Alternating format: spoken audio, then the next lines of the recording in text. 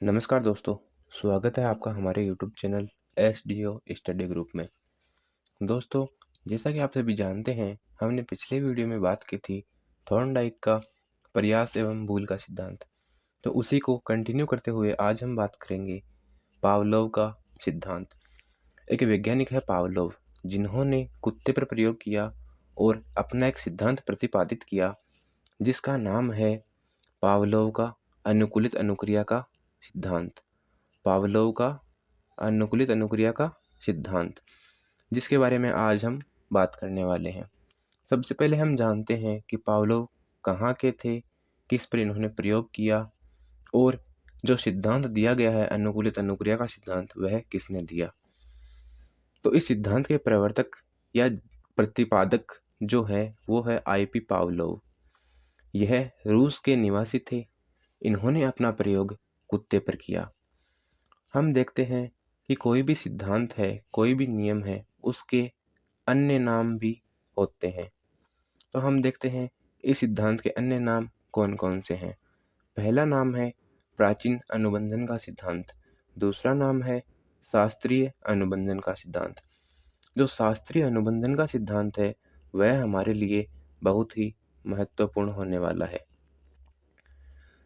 हम आगे बात करते हैं इनके सिद्धांत के और अन्य नाम है।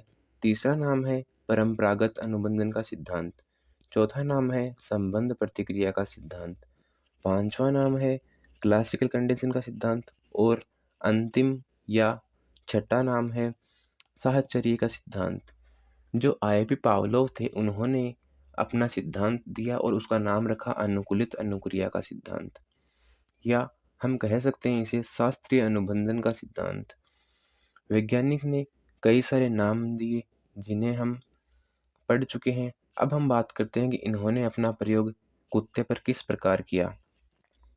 जो आईपी पावलोव थे वो एक शरीर क्रिया वैज्ञानिक थे, यानी कि जो जीवों का शरीर है वह किस प्रकार कार्य करता है उसके बारे में ये अध्ययन करते थे, और उसी के कारण इन्होंने अपना प्रयोग एक जीव कुत्ते पर किया।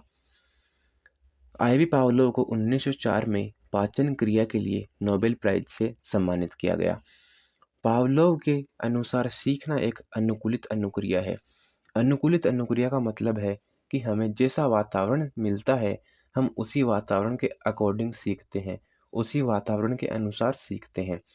इस सिद्धांत का आधार शरीर क्रिया विज्ञान का सिद्धांत है, यानी कि शरीर में जो क्रियाएं होती है वो किस प्रकार होती है, इस सिद्धांत का आधार उसी को रखा गया।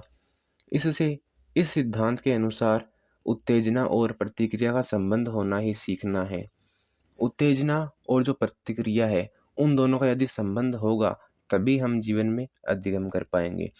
उत्तेजना का मतलब है जैसे कि कोई भी बालक है, उसने काली वस्तु देखी या फिर उसके जीवन में कुछ ऐसी घटनाएं घटित हुई कि उसे काले रंग से डर लगने लगा। तो उसने जैसे ही काले रंग को देखा तो वह उत्तेजित हो गया, और जब उसने काले रंग को देखकर जो प्रतिक्रिया की डरने की, तो उससे उसने सीख लिया कि जब भी हम मुझे काला रंग दिखेगा तो वह डरने लगेगा वह बालक। इसके इसके अनुसार उत्तेजना और प्रतिक्रिया का संबंध होना ही सीखना है। अनुकूलित अनुक्रिया का अर्थ अनुकूलित अनुक्रिया का अर्थ क्या है? अस्वाभाविक उत्तेजना के प्रति स्वाभाविक क्रिया करना ही अनुकूलित अनुक्रिया कहलाता है। यानी कि हम जानते हैं कि काले रंग को देखकर कोई डरता तो नहीं है, परंतु बालक के जीवन में कुछ ऐसी घटनाएं हुई है जिसके कारण बालक जो काला रंग है उसको देखकर डरने लग गया। काला रंग वैसे तो अस्वाभाविक क्रिया है कि काले रंग को देखकर हमें डर नहीं लगता, परंतु बालक के जीवन में कुछ ऐसी घटनाएं हुई जिसको लेकर बालक उसे अपने स्वभाव में उसने स्थिर कर लिया। इसका मतलब है कि उसने उसे अपना स्वाभाविक क्रिया बना लिया, जिसे हम अस्वाभाविक उत्तेजना कह सकते हैं। अब हम बात करते हैं आईपी पावलोव ने अपना प्रयोग किस पर किया और किस प्रकार किया। आईपी पावलोव का प्रयोग। पावलोव ने क्या किया कि एक कुत्ता लिया, उस कुत्ते को कई दिनों तक उसने भूखा रखा। भूखा रखने के पश्चात उसने क्या किया कि उस कुत्ते को एक कमरे में बांध दिया और कमरे में उस भूखे कुत्ते के मुंह से एक नली को जोड़ा और उस नली को एक गिलास में लाकर डाल दिया। उसके बाद उसने कमरे में एक घंटी लगा दी।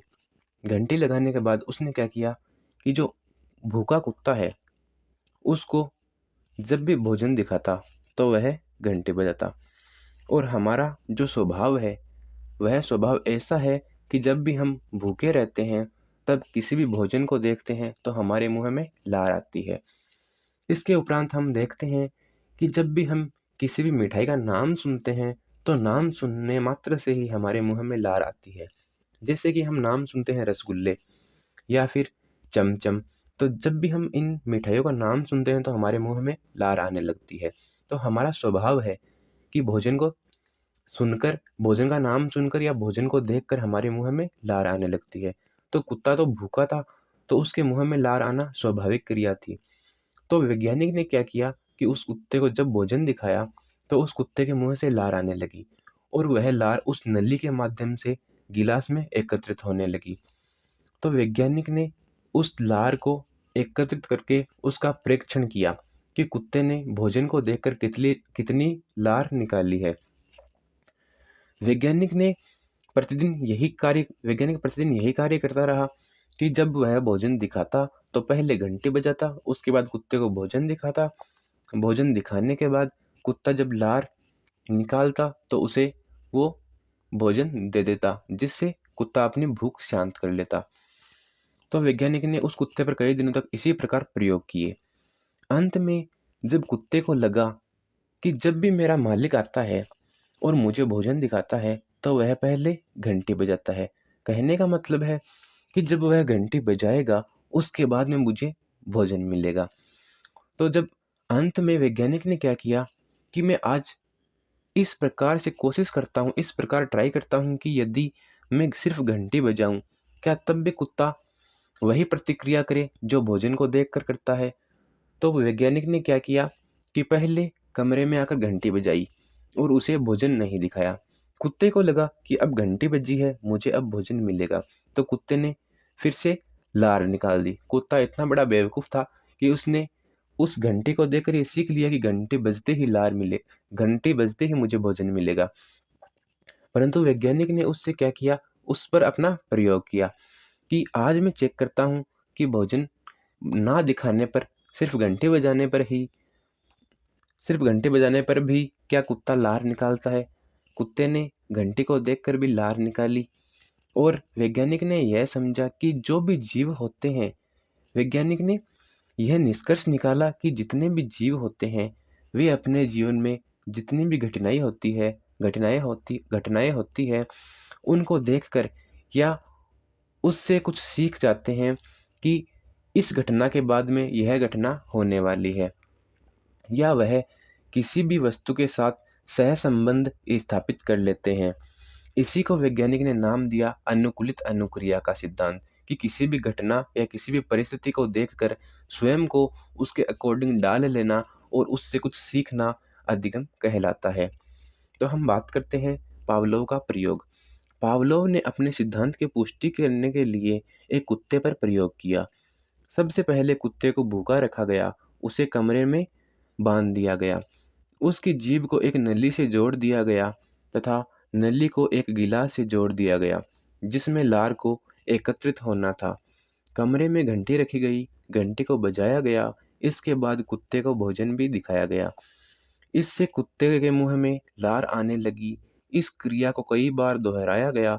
अंत में सिर्फ घंटी ही बजाई गई और भोजन नहीं दिखाया गया, परंतु फिर भी कुत्ते ने उतनी ही लार निकाली जितनी वह भोजन को देखकर पहले निकालता था। इससे यह निष्कर्ष निकाला गया कि जो अनुक्रिया भोजन के कारण उत्पन्न हुई है उसे बाद में केवल घंटी बजाकर भी उत्पन्न किया जा सकता है। इस तरह जो हमारी स्वाभाविक अनुक्रिया है लार आना, उसको अस्वाभाविक उद्दीपन यानी कि केवल घंटी बजाकर भी हम उसके साथ में अनुबंधित कर सकते हैं या जोड़ सकते हैं। तो इस तरह स्वाभाविक अनुक्रिया को अस्वाभाविक उद्दीपन के साथ अनुबंधित कर दिया गया या फिर जोड़ दिया गया। अब हम बात करते हैं कि यह क्रिया किस प्रकार हुई। इसके लिए नीचे कुछ सारणी दी गई है। जो भी क्रिया वैज्ञानिक के द्वारा की गई उस कुत्ते पर, वो हमने इस सारणी में बंद कर ली है। कि प्रयोग से पहले क्या था कि भोजन को देखकर हमारा स्वभाव है लार आना। तो जो स्वाभाविक उद्दीपन है वह क्या है? भोजन। और हमारी अस्वाभाविक स्वाभाविक अनुक्रिया क्या है? स्वाभाविक उद्दीपन है कि भोजन। भोजन उद्दीपन का कार्य कर रहा है। और हमारी अनुक्रिया क्या है? भोजन को देखकर लार आना। स्वाभाविक है दोनों की दोनों। भोजन को देखते ही हमारे मुंह में लार आएगी। यानी कि स्वाभाविक उद्दीपन भोजन, स्वाभाविक अनुक्रिया क्या है? लार आना। यानी कि यूसीएस का मतलब है अनकंडीशनल स्टिमुलेशन और यूसीआर का मतलब है अनकंडीशनल रिस्पॉन्स। जो भी एग्ज़ाम होती है, रीट की एग्ज़ाम है, जो भी एग्ज़ाम है एजुकेशन से जुड़ी एग्ज़ाम जिसमें हम टीचर बनते हैं, उनमें जब भी साइकोलॉजी के क्वेश्चन आते हैं तो उनमें हमें स्वाभाविक उद्दीपन या फिर स्वाभाविक अनुक्रिया नाम नहीं देखने को मिलता है। वहाँ पर लिखा होता है इनमें से यूसीएस कौन सा है? भोजन, लार, घंटी या फिर कोई नहीं। तो हमें जब भी वहाँ पर आए यूसीएस कौन सा है तो हमें पूरा पता होना चाहिए कि यूसीएस का मतलब क्या है। यूसीएस का मतलब है अनकंडीशनल स्टिमुलेशन। अनकंडीशनल का मतलब है स्वाभाविक उद्दीपन। स्वाभाविक उद्दीपन क्या है? भोजन। और अस्वाभाविक उद्दीपन क्या है? घंटी। स्वाभाविक अनुक्रिया क्या है? लार आना। और अनुकूलित अनुक्रिया क्या है? लार आना। क्योंकि कुत्ते ने यह सीख लिया कि जब घंटी बजेगी यानी जो अस्वाभाविक उद्दीपन होगा तब भी मुझे भोजन मिलेगा। तो जो घंटी है वह कुत्ते के लिए अस्वाभाविक उद्दीपन का कार्य करती है, जिसके कारण कुत्ता उससे सीख लेता है और वह अनुकूलित अनुक्रिया करने लगता है। तो यूसीएस का मतलब है अनकंडीशनल स्टिमुलेशन और यूसीआर का मतलब है अनकंडीशनल रिस्पॉन्स। इसके बाद हम बात करते हैं कि अस्वाभाविक उद्दीपन और स्वाभाविक उद्दीपन। अस्वाभाविक उद्दीपन या कंडीशनल स्टिमुलेशन क्या है? घंटी। और यूसीएस अनकंडीशनल स्टिमुलेशन क्या है? भोजन, जो हमने ऊपर पढ़ा है। तो प्रयोग में क्या किया था पावलोव ने? पहले घंटी बजाई, उसके बाद में भोजन दिखाया। तो कुत्ते ने स्वाभाविक अनुक्रिया की यानी कि लार निकाली। यूसीआर का मतलब अनकंडीशनल रिस्पॉन्स। इसके बाद में अंत में कुत्ते ने क्या किया? जब वैज्ञानिक ने घंटी बजाई या फिर अस्वाभाविक उद्दीपन किया तो उसने अनुकूलित अनुक्रिया की यानी कि लार निकाली। सीआर का मतलब है कंडीशनल रिस्पॉन्स। इस प्रकार वैज्ञानिक ने अपना प्रयोग सिद्ध किया। इसके बाद हम बात करते हैं कि इस सिद्धांत का शिक्षा में क्या महत्व है। सिद्धांत का शिक्षा में महत्व है। पहला महत्व है कि प्राणी तभी सीखता है जब वह सतर्क होता है। दूसरा महत्व है कि शिक्षण में दृश्य श्रव्य सामग्री का प्रयोग इस सिद्धांत पर आधारित है। दृश्य श्रव्य सामग्री का मतलब है जिसे हम देख भी सकते हैं और सुन भी सकते हैं। जैसे टेलीविज़न है, उसको हम देख भी सकते हैं और सुन भी सकते हैं। तो जो सामग्री है यह शिक्षण में सहायक सामग्री है और इसके अनुसार हम किसी भी शिक्षण को प्रभावी बना सकते हैं।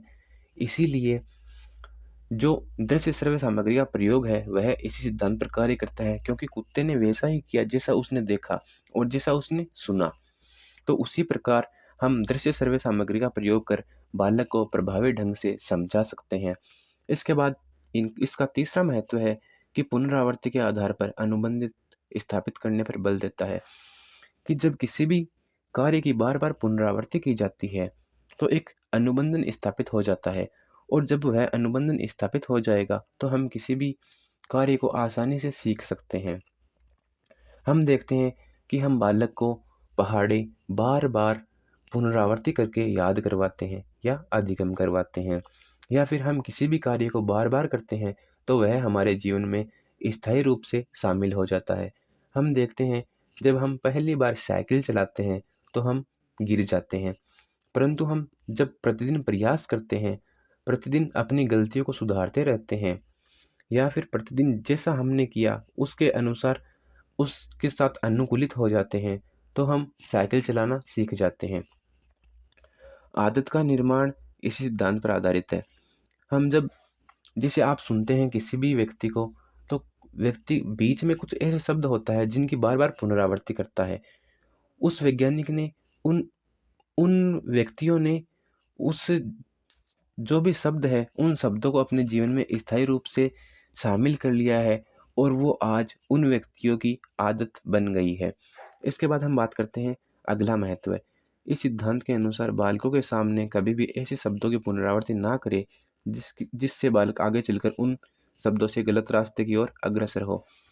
कहने का मतलब है कि बालकों के सामने नकारात्मक शब्दों का प्रयोग कभी भी मत मत किया करें, क्योंकि यदि बालकों के सामने नकारात्मक शब्दों का प्रयोग बार-बार किया जाएगा, तो बालक को लगेगा कि ये शब्द सकारात्मक है और बालक उन शब्दों को आसानी से सीख लेगा और जीवन में आगे चलकर उन शब्दों के कारण बालकों के जीवन में कठिनाई आने लगेगी। तो दोस्तों, आज के लिए इतना ही। बाकी अगला सिद्धांत पढ़ेंगे हम अगले वीडियो में।